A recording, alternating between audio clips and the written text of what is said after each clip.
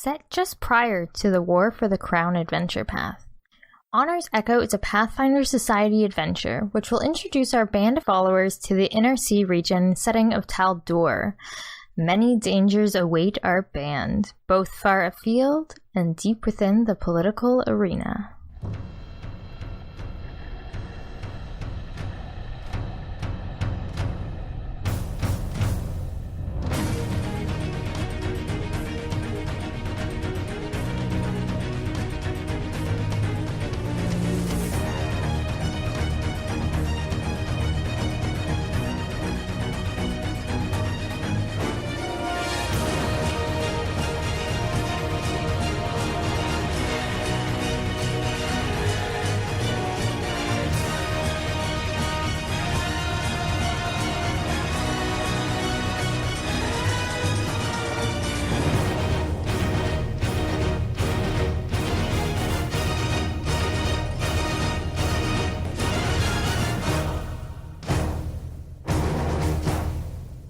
Hello, everyone, and welcome to Dice Before Dishonor's spin-off series, Echoes of Honor. Episode 1, Roll the Bones. When last we left Dice Before Dishonor, victorious or not, the Cavaliers rode away from the church that stood before them. Romeo Alcasti thanked them for their service, assured them the courier would pay them soon, and left on foot, standing next to Monsieur Tapo. Both had arrived in a rental carriage. Now, take a moment to enjoy the luster of the garden, the hilltop, the grassy knoll the church sits on. Romeo waits until the quartet of horsemen round the bend. Farewell, my friends! Big smiles. Tapo, as he lowers his arms, the ginger beard frowns.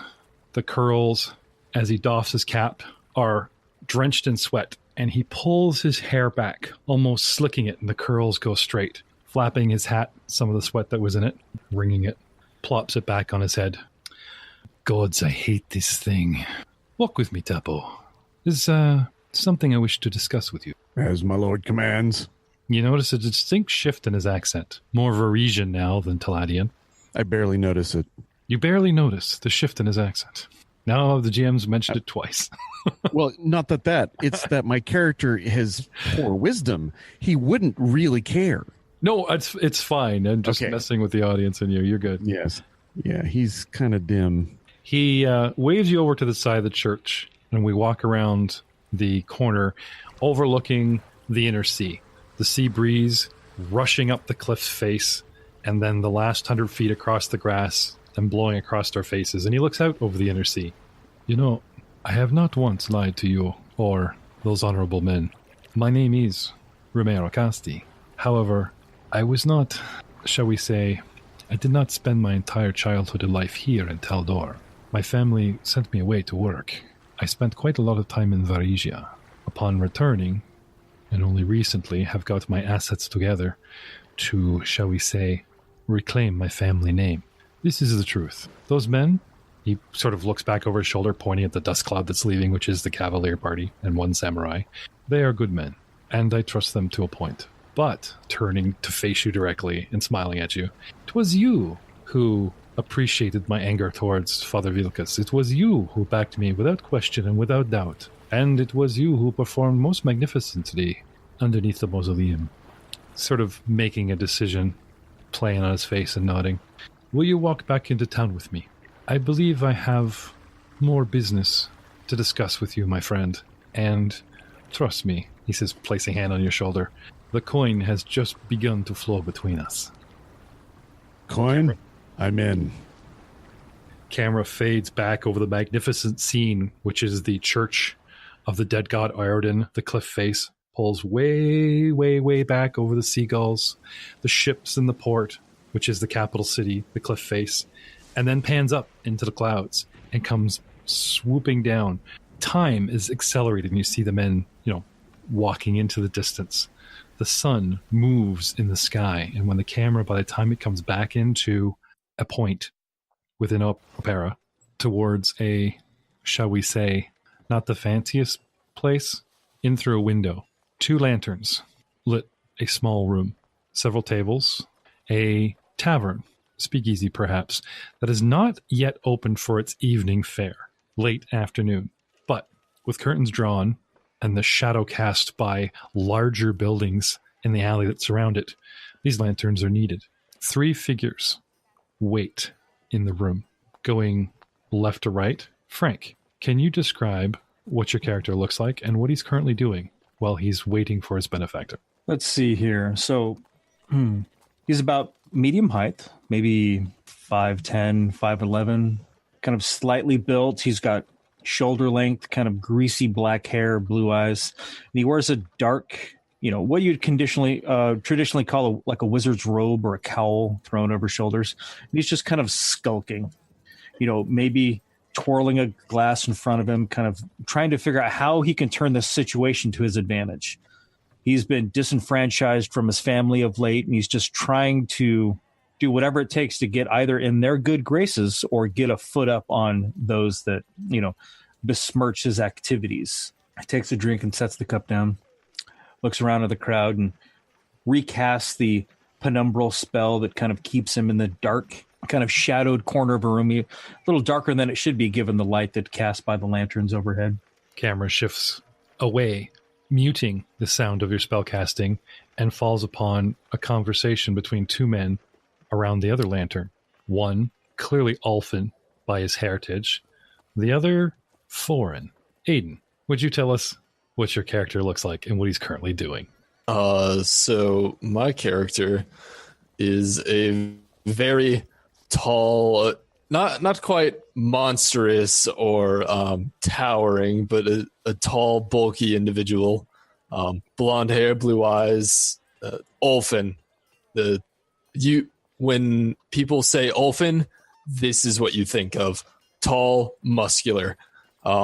He is dressed in a chain shirt and a slight overshirt, no sleeves, with an axe on his back and 2 axes on his side. And yes, he is wearing pants. And at the moment, he is tossing back a thing of mead and laughing and waiting for the next moment to start singing. Aiden, we told you can't be an Ulfin if you can't get the proper sizing. It's not a thingy, it's a pint.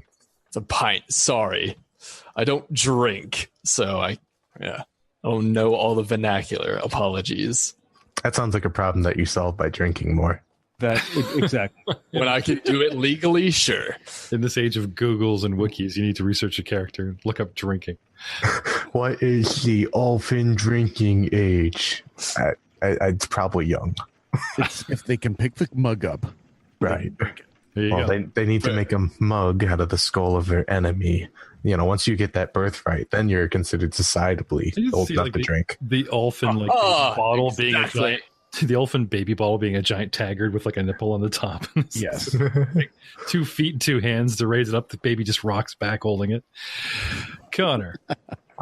Yeah, it's my pleasure to introduce to y'all Dai Kobayashi, otherwise known as Duke. He is a ninja from the faraway land of Tianza. Came over here a while ago to take care of some business and kind of fell in love with the area, as well as kind of the culture of it. It always seems like there's chaos and war going on, and when there's combat, there's gold to be made. As for what you're seeing, he's wearing obviously Oriental armor. It's a whole bunch of leather plates woven together. Under that, he has some, I imagine it would be this time period's equivalent of the hoodie. It's very baggy, very loose, very good for stashing stuff quickly. It's a pickpocket's outfit, to be specific, if I remember correctly from character creation. He's got a bag full of gear, whether that's on him or nearby, that's not to be said, but other than that, he likes to keep it relatively light. Most of the gear he has is from the homeland, though. So you're saying you specifically blend in with street people? Yes, that is what I'm going for. Okay. And obviously, being of the Vinmark family, being Ulfin, Aiden, do you wear any kind of crest or anything marking you as a Vinmark? Yes, I have the crest emblazoned upon my great axe, and some of the shirts that I wear do contain the crest upon it. Okay. Are you currently employed by the Ulfin Guard? No, I am not. Okay. So you do not directly work for Prince Stavian III's personal bodyguard, but you are of the family. Yes, I'm of the family. I have trained in the ways. I did not want to settle into the guard position just yet. I wanted to explore first. And did we cover race with you three gentlemen? Human. I mean, like ethnic background, like you're human Ulfin. Yeah. Frank? I am a Shilaxian. Okay. So quasi-Spaniard, maybe French. He's kind of a half-breed. I mean, I see him as his parents kind of being native Taldorn. Well, one of them anyway. And then he's kind of the unwanted offspring of a Dalliance who was sent away early in his formative years, which is why he has this kind of angst built up towards Taldor. Okay. That's interesting. That's sort of like the opposite of a very important character I get to play. Be an interesting sort of mirror effect. But that is the idea, gentlemen and ladies and future listeners of Echoes of Honor. This party represents not the outcasts, not anti-paladins to our cavalier party, but gentlemen of an agenda who appreciate coin, that still make the politics, glory, and honor of Taldor, greases the wheel, makes it turn any way they can. Connor, what about you for human? Yeah. You'll never guess that my Tianza ninja is actually from the Mwangi Expanse. That was a joke. I am from Tianza. Okay. Do you do anything to downplay the ethnic background? There's not much that you can do to downplay the ethnic background, so the best thing you can do is just keep your hood up and try not to make eye contact, you know? Okay, fair enough. Do you cover your hands, anything like that? Or like I said, you just they just think you're, I wear layers. Yeah, I gotcha. All right. Finally, the moment you've been waiting for, gentlemen. The door opens, and through it first walks the gentleman that you've been expecting. A red and gold trim, puffy, flat pot hat with two feathers out the front and an ostrich-style pluming up. Balloony hosen, shall we say, where you have the sort of balloon pants to the knee and the shin, and then there's like the gold tan lederhosen below. Buckled shoes, what I can only describe again as a Santa Claus looking cape, the bright crimson red with the white fur trim doffed on one shoulder, a rapier slung at his side, and a curly ginger beard and curly hair sticking out. A man in his mid-30s or well worn late 20s steps in, looks around, and doesn't even squint to adjust the light. Just acts like it doesn't matter if he sees all of you. Obviously now you can see him. Gentlemen, your Lord Acasti has arrived. Big smile. Takes a couple steps in the room, turns around over his shoulder. Come, my friend. Gesturing towards Tapo, who's, sort of eyeing the door frame and looking in at angles, stepping into the dark room. Gentlemen, you see he is accompanied by only one. You were expecting anywhere from 1 to 5. He's only brought one man with him this afternoon. Clinton, for this sub-pod, could you describe your character once more for these gentlemen? Yes, he's a Taldan. He's fairly tall, 6 foot, 190 pounds. He's got brown hair. He's not unpleasant looking, but he's rather average. He's an archer, so he's got a really nice bow. He wears full chainmail, no shield. Looks like a long sword, dagger style for his melee weapons. And You're curious, how did you afford chain? Just cheating, I guess. 300 gold, right? Sorry? Chainmail's only 200 gold. I'm not aware of max gold. I gave you guys max gold for Cavalier class. I guess they get extra money for the... No, that's three. I did everything under 300. Yeah. Oh, that's fine. That's fine. Yeah. Like, as I was asking, it suddenly popped in my head going, oh yeah, Cavaliers get like extra cash because of their, their station and such. Sorry, but pray continue. He does have a lion motif on his weaponry and a badge. And again, any connection to the Lion's Blade Society, which are like sort of the secret service of Taldor? No, it's more of he's a member of the Order of the Lion. Okay. Which is a Cavalier order. Can you tell us about the order? Sure. It's generally when they pledge themselves to a sovereign, be it a king, queen, or even a local warlord, they can use that for their cause. They can make challenges and edicts and skills based on that. Sort of like a samurai's uber loyalty. The belief is so strong it gives bonuses and dice. Right. From him, it's he's all about soldier. He's a soldier through and through. He worked for the militia when he was younger, and then he needs a lord because he's kind of lost. And you took an unusual archetype, didn't you? You don't actually get a mount. I have no mount. No. As a castellan, I'm like a home defender or castle defender. And you get serious bonuses when you're up on the wall, don't you? Yeah, I get cover bonuses, and it'll grow into I can defend my friends and shoot through them. Is my intent shall be. Great. Okay. All right. So I just come in and I look around and look for any possible enemies. So an archer, an elfin, a ninja, and a shadowy ass sorcerer walk into a bar. Not quite sound like a joke, but okay. I had to try it out. Sorry. All right. So you see a dark room, 2 lanterns. Your eyes adjust. Mm-hmm. 3 ne'er-do-wells, 2 at a table, 1 in a corner. Despite the fact there being a lantern near him, this is way draped in darkness, and obviously all eyes are on you. What do? I defer to my new possible liege. Okay. Oh, excuse me. I forget my manners. First, he waved you in when you finally come in. Gentlemen, may I present Monsieur Tapo, archer extraordinaire, cavalier, and I believe a value, well, shall we say, he's worth the coin I'm about to pay you all as an addition to your party. So, yeah. How much gold is that again? Well, upon completion of, shall we say, traveling the countryside and collecting all the information and artifacts I require, there may be more than gold in it for you. Come, first, I shall ball you all around and explain my intentions. Excellent. Tapo, get the door. Of course. And as Tapo gets the door, the camera pulls out beyond it, and time goes by again as these gentlemen negotiate, we're assuming, and emerge after a short rest, the wee hours of the morning. They are given transportation west. Their mission? To visit Verena Alcasti, Romeo's distant cousin. She has a farm, a homestead, northwest of Elmas itself, or should I say northeast of Elmas itself, but far west from the city of Opera itself. And just a very, very, very, very quick little sort of denote to the map here.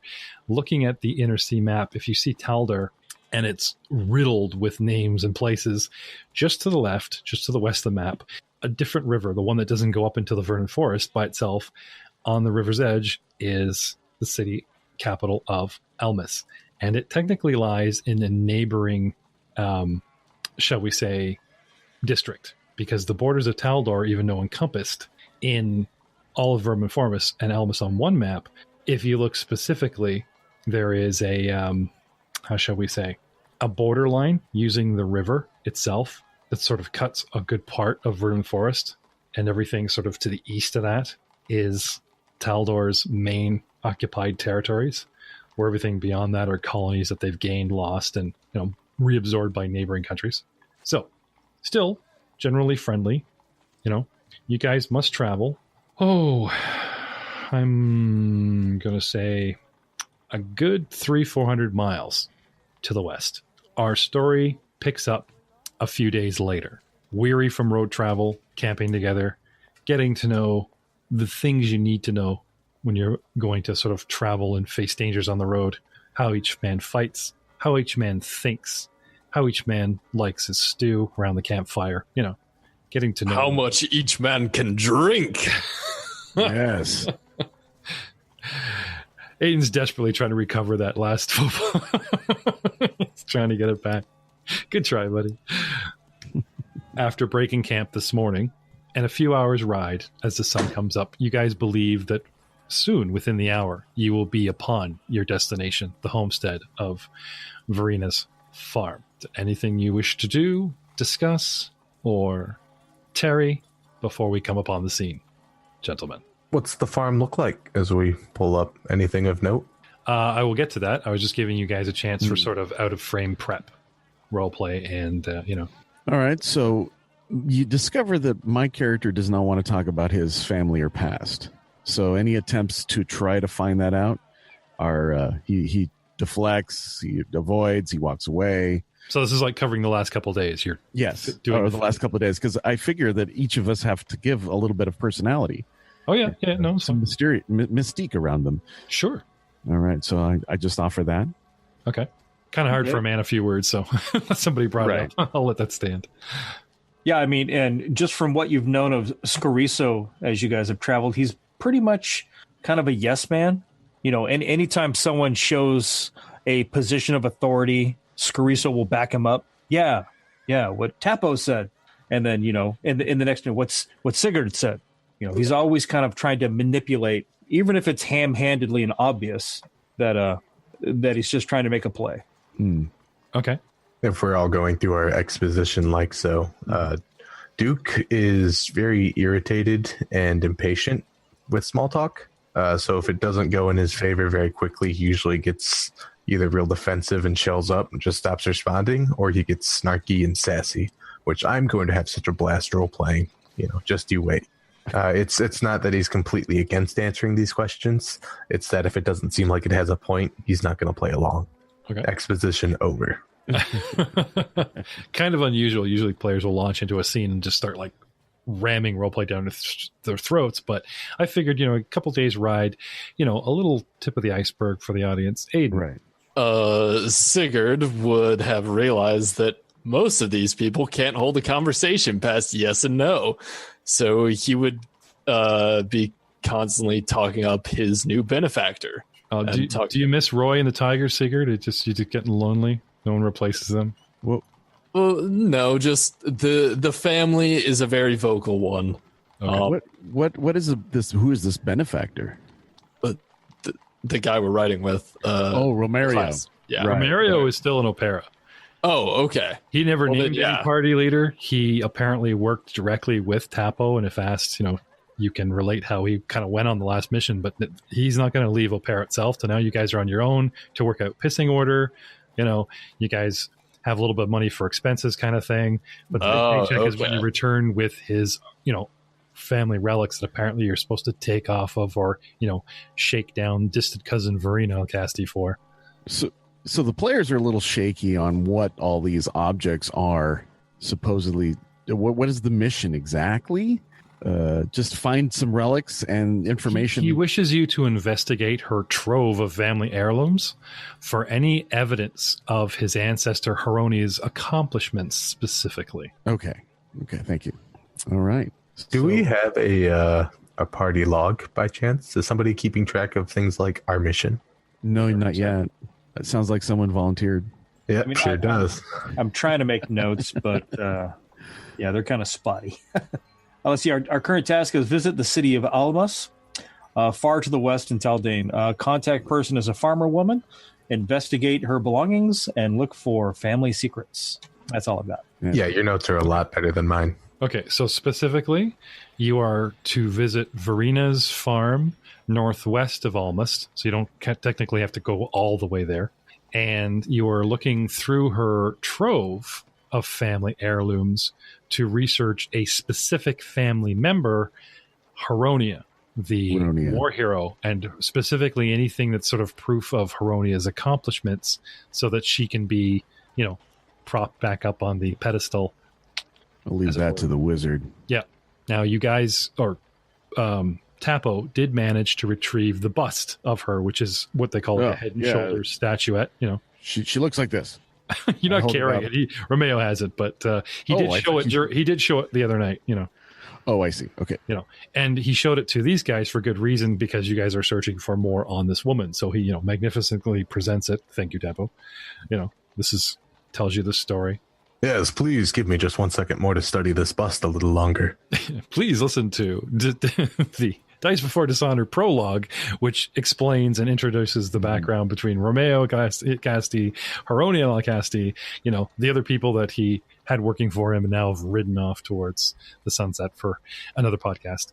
am bringing you guys in a mercantile fashion now. So, coming upon the farm, I actually do happen to have a map to do. What? A map? Yes. Not going to know what to do with myself. A map. A very important map. Does this map talk? That would be awesome. If not, I cast Magic Mouth on the map. Do you have Magic Mouth? Well, I'm a level 1 ninja, so of course. 80. He makes you believe he has it. That's what a level 1 ninja can do. Can't believe it. Scoriso will back him up. Yes, we were camping last night, and he proved he has a magic mouth. Oh, no. Oh, no. That is very funny. Very funny. I like it very much. A little too much. I meant no disrespect, Duke. I just was trying to brag about your skills. I don't like this joke anymore. I'm a means to an end in it. I would like to see this mouth in action. Well, I'm a ninja. I usually do the opposite of having a mouth in action. You The do it listening stealthily. audience can't believe how fast I'm trying to populate this bloody map to stop it. to stop this dialogue. Stalling. Stalling. I mean, my class is all about using my mouth for special powers and special skills, baby. Oh, yeah. So the Elfin's offended he wasn't included in the Yeah, compliment. exactly. Picking on me all night. What happened to picking on Aiden all night? I know, it's a relief for once, you know? It's nice having someone else be the punching bag. No, don't worry. Your turn's next. No, yeah, well, No, I hope so. you shall not be forgotten. See, I assume you guys are just like me, where you can't accept somebody until you've, like, socially negged them for about a year. That sounds about right. That sounds about right. Eventually, we'll Stockholm syndrome each other into love. Oh, man. It has been over a year since we've been with the podcast. Oof. Several podcasts. Yeah. Yeah, we've been doing this for a while, man. Go ahead, list them off in rhyme. Yeah. No. Well, no. So I'm just populating a map here with magnificent miniatures for these gentlemen to schmooze around the homestead. And it is a lovely farm surrounded by neglected crops, a pumpkin patch in the back, a decent-sized barn, and an L-shaped, low-roofed building with several windows, a fenced-in yard, sort of squaring off the building of the L-shape as you guys approach from the northeast side, heading south towards the sort of homestead itself. Begin to establish sight lines and distances as archers want There's, to do. sure, can I have a perception check? Lots of stuff in the way, as one might say. I mean, we're here to find Verena, right? Yep. I'm just gonna... 15 for my perception. Yeah, it's family. I mean, if you guys, he gives you an actual letter penned in his own hand. They and taught me to read. It sort of proves, where are we here? Scarecrows. This is what brought you guys together. And Yes, anyone care to read it? I can. Dearest colleagues, I just received a letter from my cousin Verena. She's the only family member who is as interested as I am in the cause of restoring my ancestor Onaria's good name. Verena keeps a wonderful collection. You could even call it a museum of our family history. She curates paintings, heirlooms, and old records from the El Casti glory days. I don't know how she manages the hobby with what I imagine is backbreaking labor on her farm, especially at her age. At any rate, she stumbled across something remarkable. Letters and a diary written by Onaria herself. She hasn't had time to read it all, but she says it's about the war, and it looks promising. I won't ask her to make the trip herself, so I have a favor to ask of you, meaning us. Travel to her farm in Andoran and bring back the documents. I wrote that you are coming. I don't have time to wait for such a busy woman to find the time to write back to me, but I assure you, she loves visitors. Sincerest thanks, Ramayo Alcesti. So, with that in hand, after we guys kind of brokered a deal, to work for him in retainer, these letters start coming, within a day. And you guys are like, right, this is our next thing. Off we go. We have some of his money. Get your horses, get your carriage, jump on a caravan and travel abroad. Fast forward to now. Quick exposition of campfire and what everybody likes to do in their downtime with their vocal cords, because I'm not going to feed that. earlier. And here we are, down on the farm. All right. Well, we're here, guys. Okay. The crops are too tightly knit, and the units, as it were, much too close together to like bring your mounts and carriage and travel in here. So you guys have kind of like, left them as is, go in by foot. All right. Shall we, gentlemen? By all means, lead the way. Very well. So I begin to move around so that I go through the vines of the vineyard. Okay. So can I have a somewhat marching order, gentlemen? Put me in front. Duke right behind.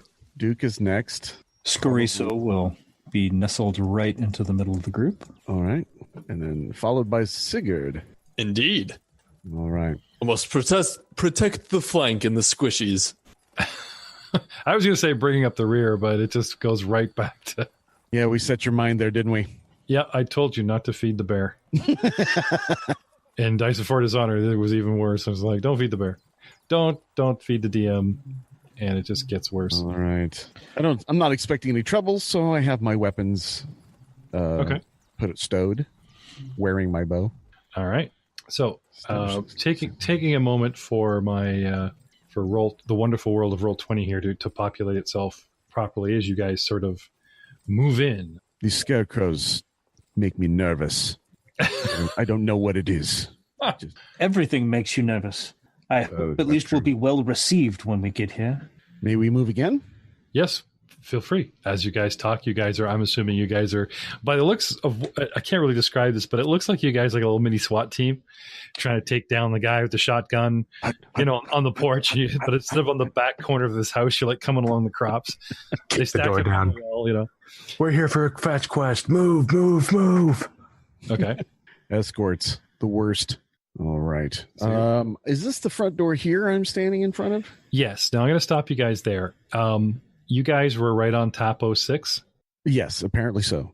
Okay. So Tapo and Duke, you guys approach the front door, and although a square away from where you guys are standing, suddenly, jerry-rigged, very MacGyver style, on ropes and buried in loose grass and hay, pitchforks come springing out of the ground behind you and launching in sort of a what's the word I'm looking for? A trebuchet.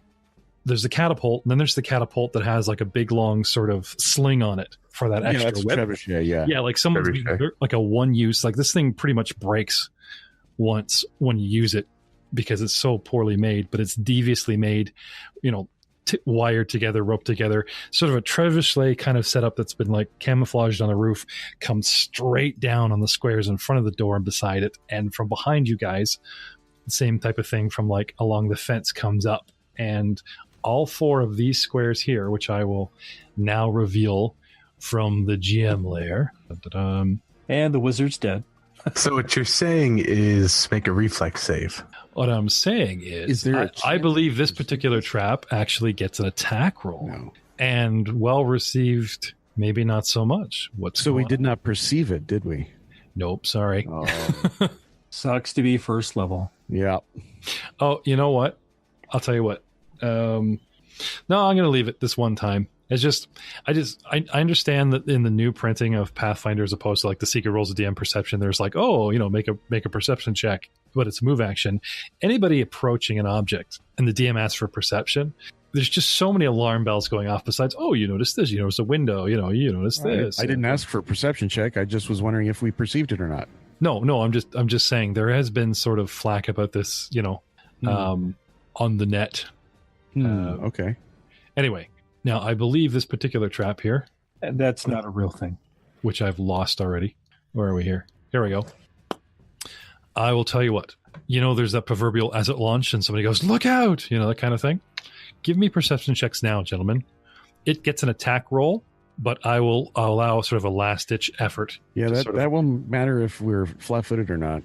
I don't know. Cough them up, boys. I'm trying to be nice here. Yes. Got a 16 out of Duke. Got a 5 out of Sigurd. Tapo got a 12.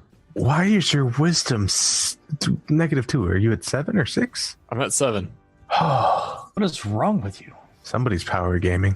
I'm not power gaming. It's one of those, I need dex, I need con, I need strength, I need int, and I need charisma. Wisdom is the only thing I don't need except for sense, motive, and perception. So a song, wisdom is the dump stat. All right. Same here. Unfortunately, no. Unfortunately. None of you are, well, Duke got close, but I'm sorry. No cigar. Yep. No cigar. No cigar.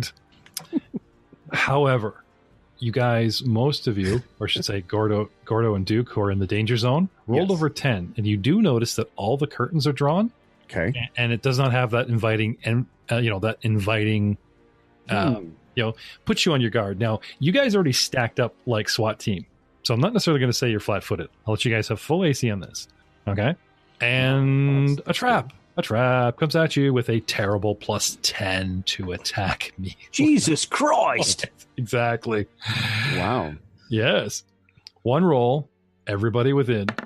And to be fair, it's going up. 21. 21, gentlemen. Does that happen to beat anyone's full-on AC? Oh, yes. Oh, yes? Yeah. Oh, yes. No shit. Are we close? Yeah. That is a strike, sir. All Yes. right. 2 points. 3 points. Oh, you guys are so lucky. 3 points of damage. Dude, That's that could take me out immediately. It's about a flesh wound. 1 attack, 1 damage, all targets in my line. So at least I didn't roll like separate damage and they'd be like, hey, look, you got this. Huh? Pitchfork Trappo. And it actually uses real farm utensils. Like somebody didn't like make a trap. They literally sort of built one out of what's around. So you're saying they didn't make a trap. They made a trap. From Right. scratch. From Does that scratch. sound better? Yes. Okay. Just like Mom used to make. Just Initiative. like Mom used to make. Yeah. Gentlemen, do you want to call for initiative? You guys just go right I into think it? so. Yeah. Okay. Yeah. And I'm calling up a track from a completely different. Sorry, let's try that again. Okay, so hopefully the macro is working. If you guys select your mini and then push the thing, it should go in there. Nope. No attribute was found for selected your character. And yet Tapo has an 8. Somehow. That's so weird. What was the die mechanic that got that? But I don't have my character sheet in at the moment, so Okay, so what do you got? 8. All right, I shall enter you manually. You'll be fine. Thank you. You'll be fine. There it is. Who's got the bigger decks? You or Tapo? I have a +3. Vin? I have a +1. Okay, so I'm going to push you down to 7, just so that we have that sort of dexterity wins, Of course. if you follow me.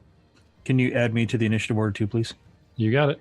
I did not have my character selected when I That's fine. click out. What'd you get? 16. I entered it. And the ninja, of course. Yeah, He's that's like a ninja.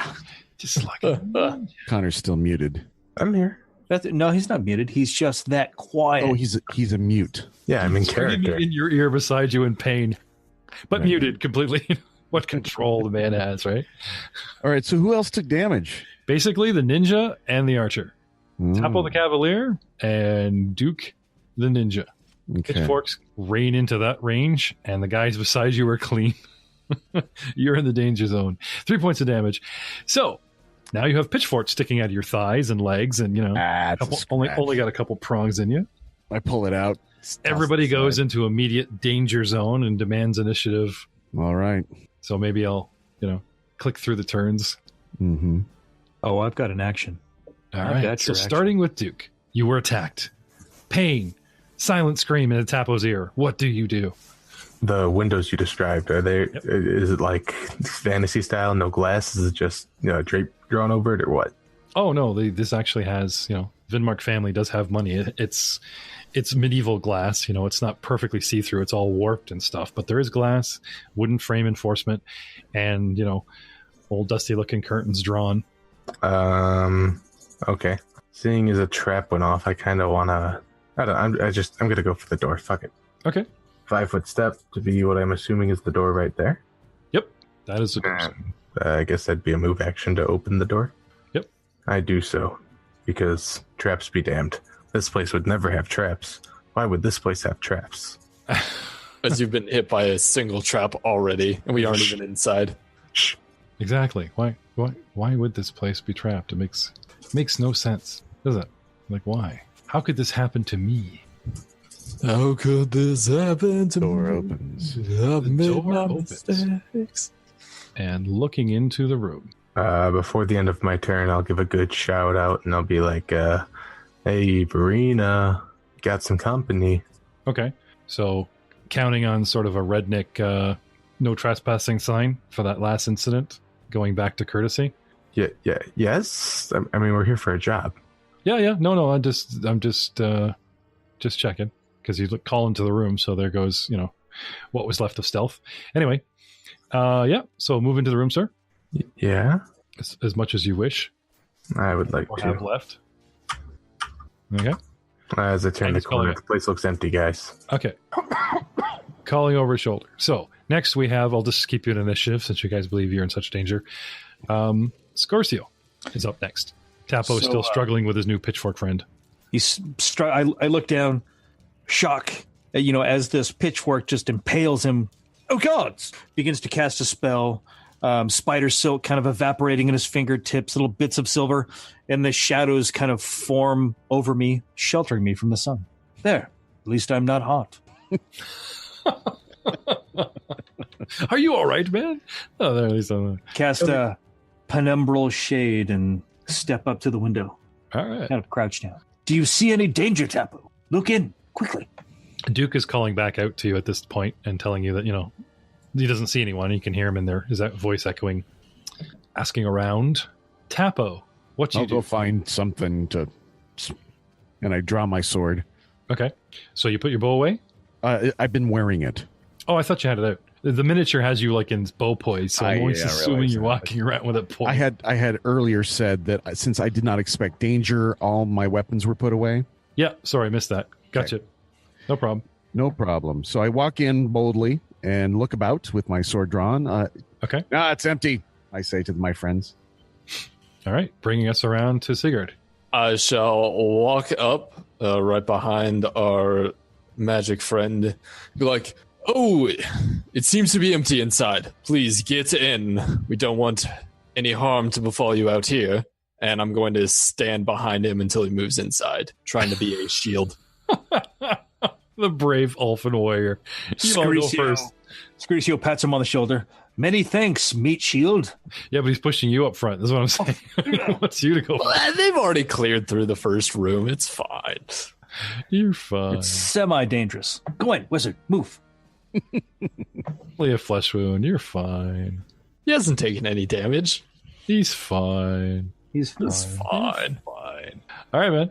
So, Oh, and I guess at this point I would have drawn my axe as well. sure, drawing axe, nudging. Okay. Next round. Still no sign of danger at the moment, but there could be lurking, gentlemen. There's always lurking. Die. Duke. Yes. Check that door, why don't you? Yeah, I'm assuming that's the door right there. Yep. I'm gonna You look sneaky. walk up to the door, and then I will do a perception check to see if I could hear anything on the other side of it. Okay. Would you like to take 20 in your 2 minutes and listen, or do you want to just do the one-off? For the sake of getting on with it, I'll just do a one-off. Okay. Burning a move action, you, sir, are allowed to roll it. So I got a move action- 17 on the perception, sir. It's pretty good. Okay. What languages do you speak? Common, Elven, and Halit. Okay.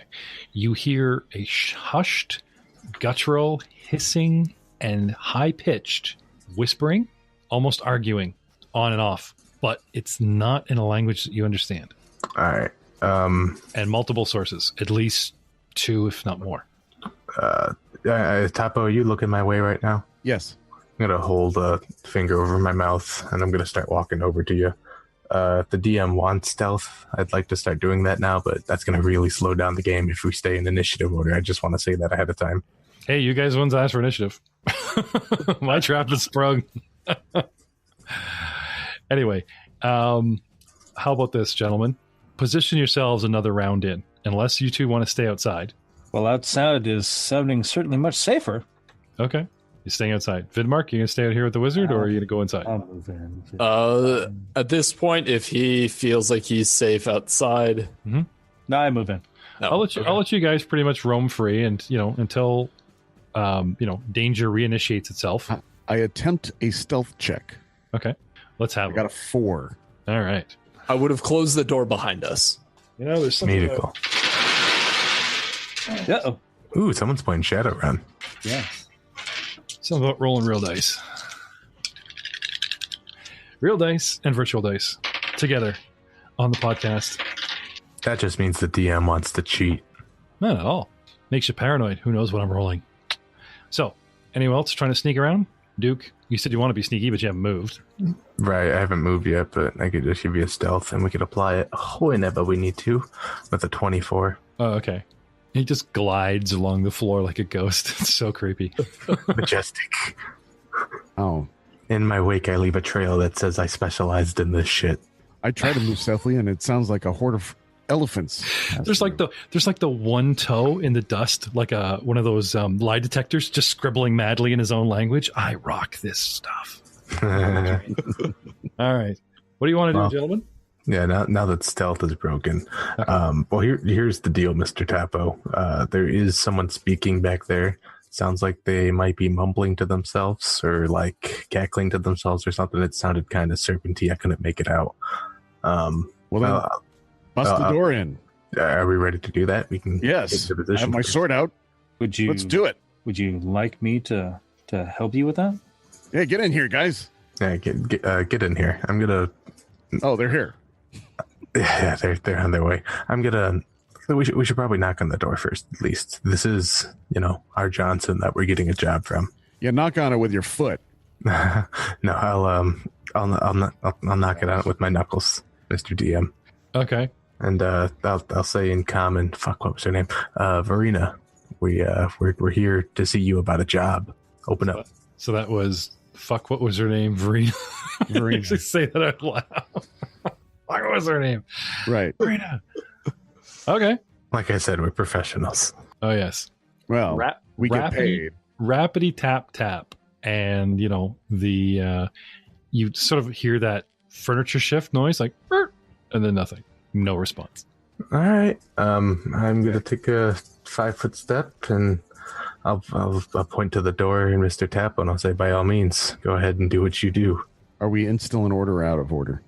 I'll keep you in order, but it'll be initiative. It'll be initialized by, you know what I mean? Like, Duke's the lead. Okay. If Tapo goes, that automatically puts you guys down, and you know what I mean? Or we'll just jump into something's got to sort of happen to you, and then I'll insert the happening, and we'll just see where the initiative falls. Sigurd, are you any good with that blade? Aye, of course. Yeah, I suck at this. So why don't you go and take that, and I'll stand on this table. That's a better idea. Draw my bow. Shink. Yeah, I guess it would help if I actually bothered describing the room. That'll help the audio audience. I'm terribly sorry. Gentlemen, when you first come in, now that you're trying to think of this room tactically, I mean, we pictured a farmstead that's, pretty much empty.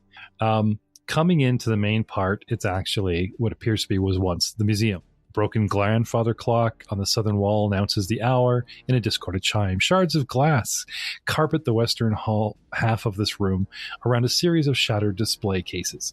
Paintings and tapestries cover the walls from floor to ceiling. Jagged rips and tears deface a grand painting of a heavily armored human woman slaying a red dragon. There is a sort of wall partition that you guys pass through with a couple more windows, coming into a main dining area itself. Thick rugs covering baseboards, worn smooth by years of occupation. An unfinished meal sits on a polished oak table that Tapo now climbs upon. I kicked that all over.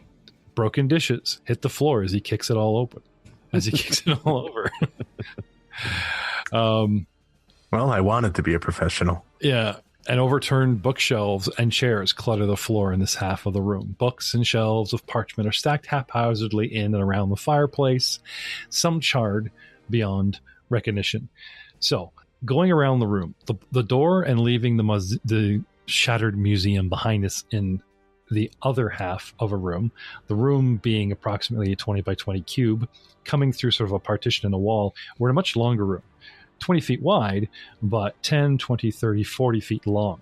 In the first half, a fireplace with Scorzio standing on the bare rug in front of it around some overturned chairs. The back half of the room, Tapo on the south wall on top of a giant picnic table type oak table. Couple of windows surrounding the wall frame, and tucked up in the northwest corner, hopefully entering a back room, which would complete the L shape of the outside building. In front of the door stands the mighty Sigurd Vinmark, and tucked in a corner, Duke, with the manliest name that you could give a Zaitanian ninja. Did I miss anything? That's pretty good. Okay. Technically, it's a nickname. Right. Sorry. We're supposed to give those to you. You're not supposed to make them up yourself, but okay. Excuse me, princess. It's my backstory. Hey, man. I'm just a voice in your head. I don't exist. You should make him roll bluff checks every time. Yeah, really. Eh? As the tension starts to build, Scariso kind of grabs out for the chair directly in front of him and turns slightly, so the back provides a level of protection. He kind of hunkers down behind it. No problem. It's actually the painting is actually tactically positioned perfectly for that. Well done, sir. While we're talking small unit tactics, now would be a good time to draw my weapons as well. Yes. So, what are you? What do you draw? I draw 2 wakizashi. They're like short little katana. They're designed to be like a samurai's offhand weapon, but I got 2. This is the sincerely sharp short sword of the Asian folded metal world. Yeah, insanely sharp. Yep. They actually do D8s instead of D6s, so I'm not concerned. No, they do D6s. Oh, okay. They're light weapons. But they have a high crit range, right? They have a high crit range, and they're deadly, so I can do coup de grace with them real easy. Cool. Oh, cool. Sigurd, Yes. weapons out? You're at the door, or are you just going to worry about the door? Weapon is already out in hand. Yeah, now that I remember you pulled outside. Oh yeah. But instead of immediately kicking the door in, He's got that low wisdom, so he knocks.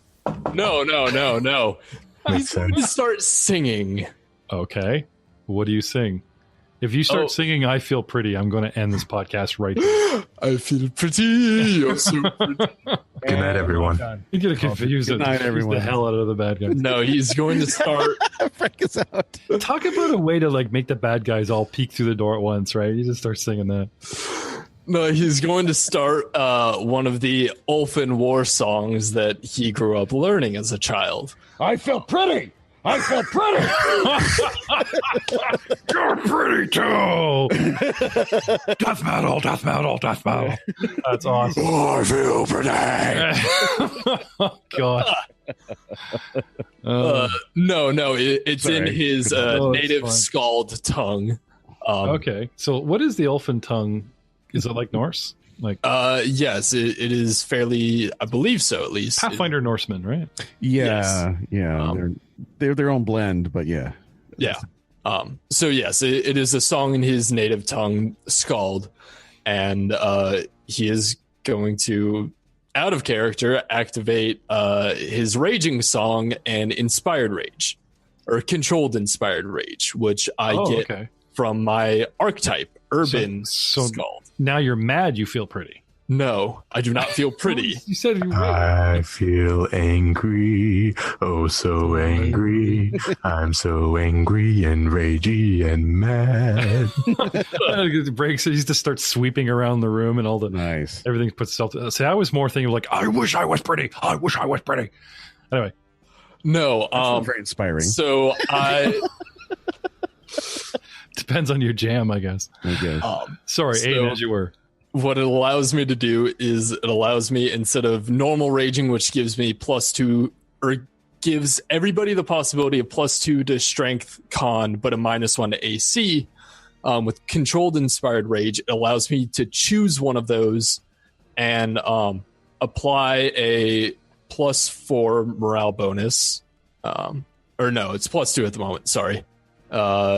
To all of my allies on either strength, constitution, or dex, whichever one I choose. At this point, I'm choosing constitution. So when everyone's turn starts, they're able to accept it and get a +2 to their constitution if they want. Or they can resist it. And so that's a whopping 1 free hit point. Woohoo. But at this level, that's life or death. Exactly. Okay. That's great. So he bursts into a song, and somehow, weirdly, creepily, even though you don't speak Ulfin, I'm assuming no one else does, it inspires you. You feel vigorous, flowing through your body. All right. And that's my turn. Yep. Next. No. Yeah, who's next? We just go like Who is next? Everybody hold. We're waiting on Sigurd go right back now. to Sigurd. You know, there's that one round burnt. He gets it going, and then he's just going to open the door. Yes. Yeah. All right. So this is where we get into. Wait. Can I use a move action to kick open the door? Yeah, if you want. That's Yes. so rude.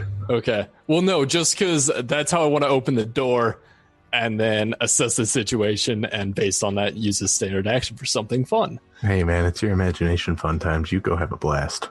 Okay. It's faster. Keyword on blast. It's faster for me to crank his initiative up since you all waited for him to go, as opposed to like lowering everybody. So notice Sigurd is now at the top, and break. Sigurd is always on top. Break DC strength check, Sigurd, please. Oh, all right. Strength check. I'm sorry, I didn't quite catch that. Did you say Sigurd is the top? Sigurd has been It's always on since top. you guys are all He's the waiting for top. Sigurd to go. You've all placed yourself below his initiative, so I gave him 27. It's easier than dropping all you guys. Yeah, he's the top. All right. I saw what you did there. He's the crowning glory. Can you bring it in on mic there, Clinton? You're getting really quiet. Sorry, I was attempting to be quiet. That's all right. I rolled a 6 Okay. on a strength check. Kick this door and stub your toe.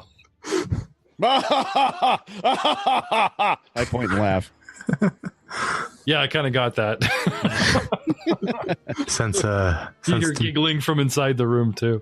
since Duke is next, he'll step in and say, well, since we've eliminated all other options, and he'll turn the doorknob and see if it opens. I love first level. It is so good.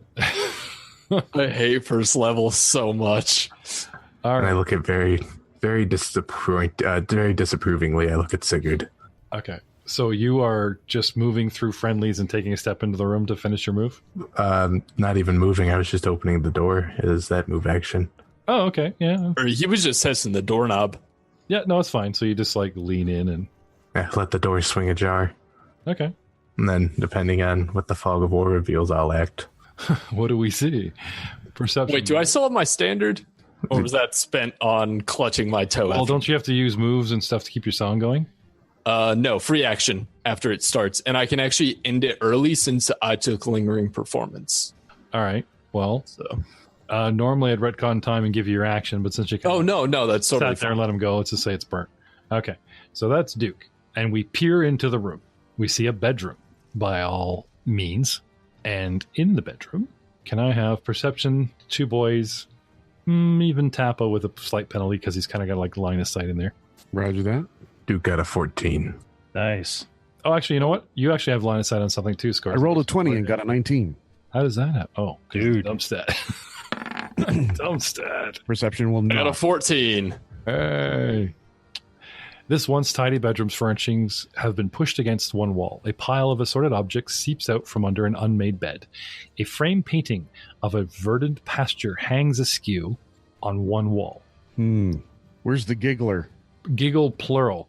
Crouching about the room, you guys hear a party of small, scaly, 3-foot-tall, sharp-teethed, dog-faced, red-skinned creatures, humanoid, and all sort of hunched and trying not to laugh their asses off in hisses and draconic-looking mini monsters. Ooh, what are they saying? I speak Draconic. I also speak jive. They're saying the same thing Tapo is, only from this side of the door. They are pointing and laughing. Oh, that's gonna piss Sigurd off. Sigurd, Yes. 4 hostiles. Duke, you see 2 from your angle. Scarzio can actually see 1.5, and Tapo can actually get a solid bead on 1.5 as well. Before we pass my turn, I still have a standard action. Would I be able to throw a shuriken? Door opens and describe the room. Yeah, Are you a generous god? I'm a gentleman. Shuriken! This whole session has been broken as hell, so All right, so that's going to be a 15 to hit. If that does hit, it's 3 piercing damage. what's And your if that- target? That would be this hombre right here, the closer of the two. I can't ping. Why can't I ping? The No, closer one. I got you, I see. Is he flat-footed right now? No, are you kidding me? We've been lying in wait. Yeah, I figured. Giggling, waiting. The door gives us cover for another 2 to where I see, on and on it goes.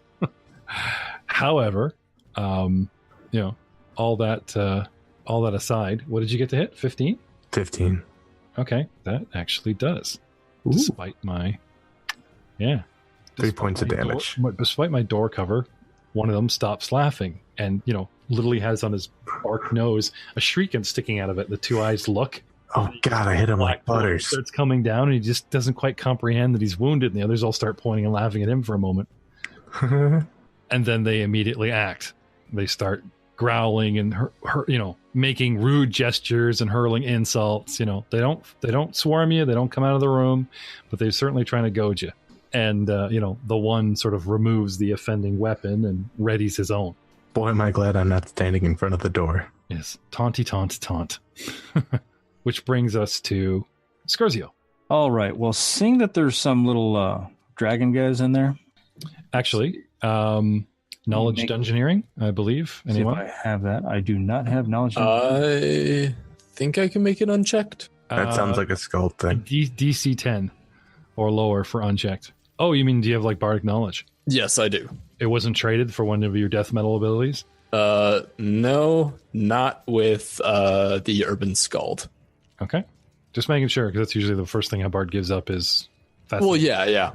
And that's why I was checking too before saying so. Okay. So not only 4 unfriendlies, you say 4, and he names what they are, but if we don't know what they are, Anyway, roll. 15 dungeoneering. Kobolds. Aye! We got some filthy kobolds here. Oh, is that what these are? Okay. They have no idea. He starts describing what they're known for. I have no idea what you're talking about. All right. Tricksy little trap makers, if I know right. Well, obviously. Do you have knowledge engineering? No, I have knowledge experience. I have knowledge experience. They just sent pitchforks at us. Because I don't think Verena did this. No, that's true. Or maybe she did. And that is I stand corrected. I withdraw my meta accusation. So it was it's an experience of they made horrible quick to jump. Maybe we're looking at this the wrong way. Maybe one of you guys who could speak all parcel tongue should ask them if one of them is Verena. Yes, Griso. Can you speak to these things? So Skriso moves to there. Oh wait, is it my turn? Yeah. So that was my move action. Mm-hmm. And as I see them, someone says kobold. I'm thinking some kind of a draconic. So I'll say in draconic, "We've come for the human woman that lives here. What have you done with her? Tell us, and we won't kill you. Sigurd won't kill you specifically." Why are you barking like a chicken? Uh-huh. Do you guys wait for a response and for Scorzio to... I will wait for Scorzio to ask that. He does. Okay, next. And it's your turn, sir. What do you Then want I fire an arrow. Okay. Because I don't know what he said.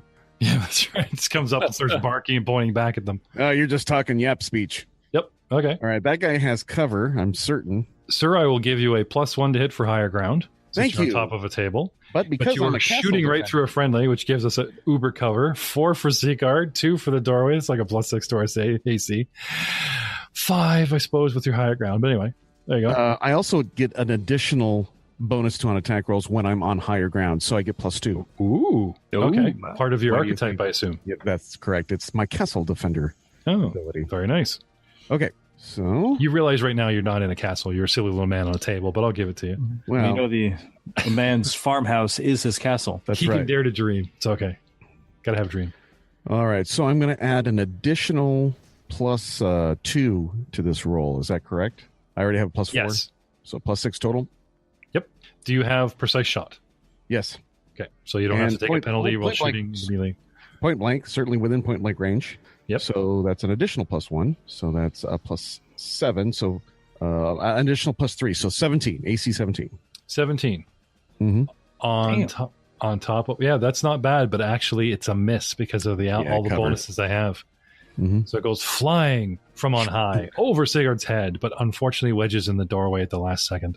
That was a warning shot, right? Yeah, sure. Yeah, right. Yeah.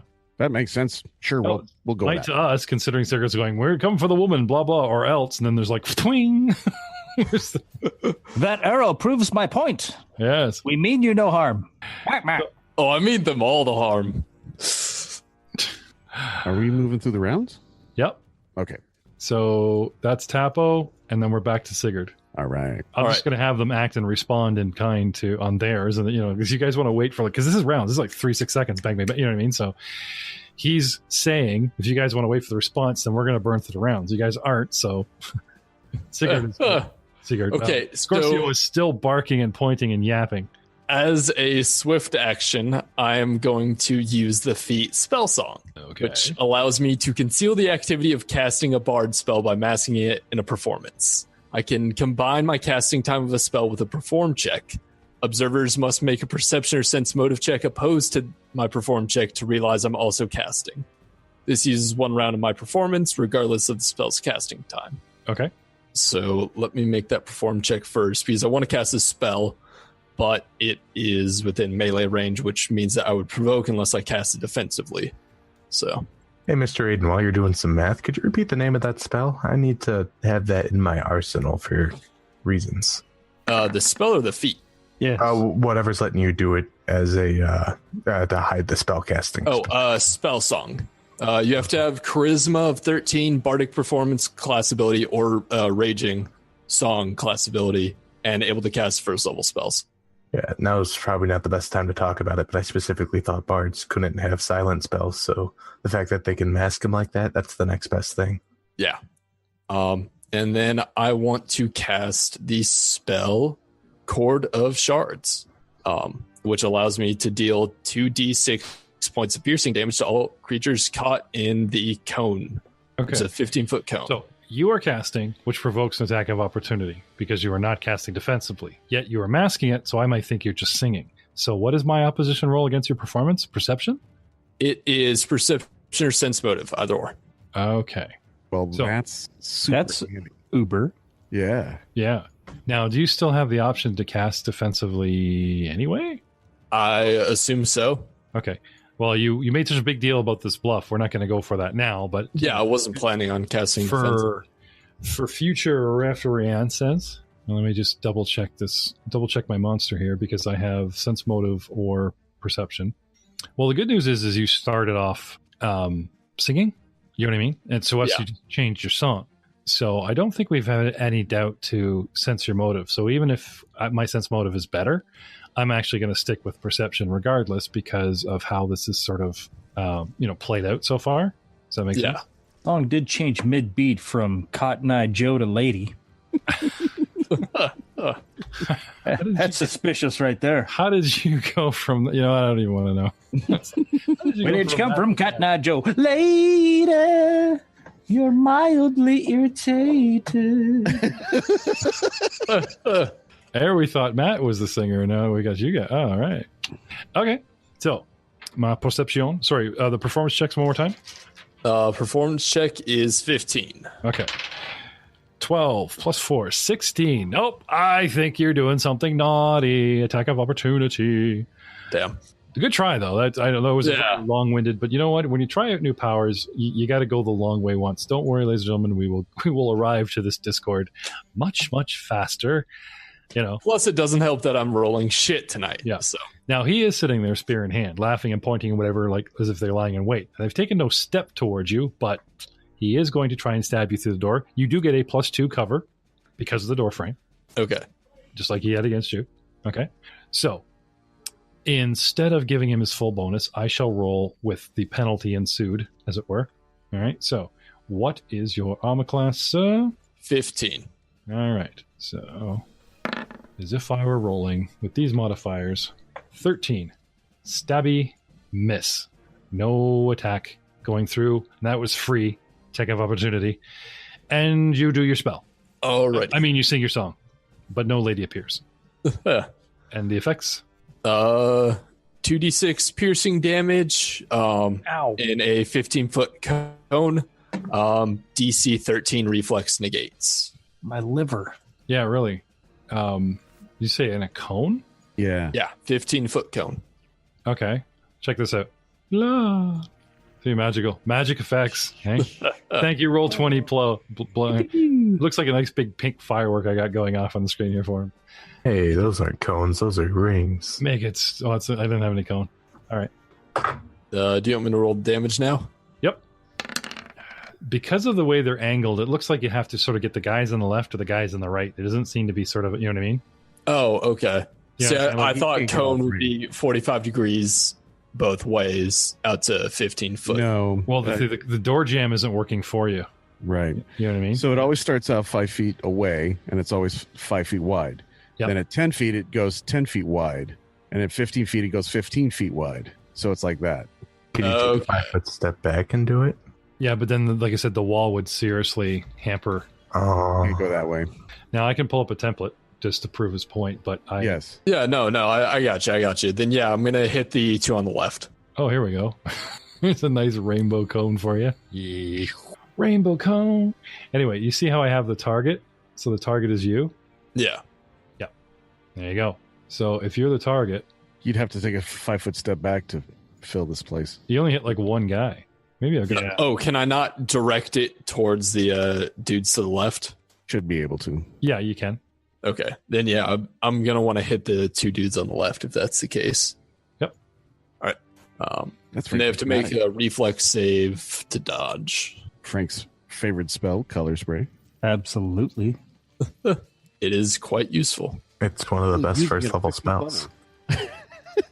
I am just loving this freaking barf wheel of color he's got Oh, going yeah, on. that So is now barf it's wheel like color, this. It's like Yeah. right into the room. Or you take a step over to the right and whatever you need to do here. Bling. That'll work just fine. Cthulhu rainbow color splat of death. Kaploosh. Do you jump in the air and do your Sailor Moon song? Because No. you're getting dangerously close to. This spell requires a magical girl transformation. That's Yes. right. Part of the no. The hell is Sailor Moon? Reflex, huh? All right. Yeah. Clint, there's this thing called popular culture. I mean, popular culture, what, like not 20 years ago? But It's not popular enough, or else I would have heard it. Heard What's about it's a it. classic. 10 for 1. And Sailor Moon fan number 2 gets a 6. So I'm going to say that's 2 failures because they're just blind to the fact that you suddenly jump in the air and turn into some little blonde chick. Okay. But what really sells it is you doing the Travolta V across the eyes, half Sailor Moon and half, that's what really sells the song. We're completely Okay. distracted. Okay. Sorry, what was the damage again? 6 damage. Okay. Well, Sailor Mercury here drops both of them. They fall unconscious to the floor. Hey! Pierced. What are the objects that are piercing them? It is Force? What is this? Sonic. Its Sonic? notes Yep. transform into a shower of razor sharp crystalline shards. Oh. Yep. Wow. So But it literally out of my throat, like sound waves like compress into crystals and then stab through them. That's crazy. Yeah. Pretty cool. It's a metal as hell. That's what that is. Cool. Duke, you are up. Any You wounded movement, one? Sigurd? Sorry? Did Sigurd want to stand there in the doorway and catch Oh. 2 spears? Well, he was talking about taking his 5 foot step in to get the spell off. So I'm having him burn that move action, deciding what he's, where should I stand? Should I go? Do you want to stand there? I You wanna mean, stand that there? looks suspicious. That does. Ugh. They were waiting for some reason. Well, I didn't use a 5 foot step to move in to hit them, but But I'd go in there. Oh, God, please be a trap. oh no, the red square that looks exactly like the other red square. Huh. Yeah, just step there. Please. As I was saying before, you guys just thank you for revealing the DM screw up to the listening audience. The visual audience already knows it's Duke's turn. You're contemplating the red square, like they did in GTA 3. Yep. Looking at the red square as it glows before him, Fucking Duke is going to. there is no red square. Take the blue fucking pill. All right. Tried to be surreptitious about it. Duke will take a 5 foot step back. He's going to throw a shuriken at the guy in back while he's still in range. Okay, I do get cover. I'll boatload of it from Sigurd, and Well, are you Sigurd's sure? not in combat with him. I thought objects closer to you do not provide cover. They provide cover for you, not against you. If the Right. enemy is closer to the cover, they get the cover. yes. So Okay. Sigurd, you're right. Sigurd Provides does not, cover provide, for dude does not provide cover. unless he shot at the one nearest him. No, but he's still shooting through a door frame, so he does get that. If he shoots here, but if he shoots there, yeah, that's I agree with that. Totally. Sounds great. Wonderful. Go back to being a player. Shoot. I'm trying to help. No, you're not helping. Showing my red squares in my underwear. Go. Shoot the damn shrieking man. I throw, Put me I and my miss. crappy kobolds out of my misery so I can end this episode. I throw, I miss, I pass my turn. Oh, you missed. all right. It is the kobolds' turn. All right, they get their revenge. I'm not going to tell you guys what they say, but Frank, Yes? You can whisper it to me. I can Whisper it to me you. too, since I can speak Draconic. Yeah, whisper it to me too. I can't speak Draconic. I just want to know. Something about your mother's heritage being akin to a small caged hairy pet and some sort of berry. And then someone smells of elderberry. Yeah. Beyond rude, taunting, come get some. Come into the room. Step anywhere you wish. And much taunting. It's a damn shame I don't speak Draconic. It's too bad. And Scarcio's reaction, and I'm just so downtrodden and tired. I'm ending it right here. We'll see you next week. Next time, gentlemen. Oh, the DM's tapping out. When you hear Scarcio respond by saying, Sigurd, they said go in and get them. I don't know. There's a trap there. Sigurd, go get them. Stefan is where? Good. Tap dance your way in with that song, right? They aren't wrong. Your mother is a hamster. I'm going to go ahead and make a prediction. We're going to start off next session by going, trap? I don't remember a trap. Trip, click, oops.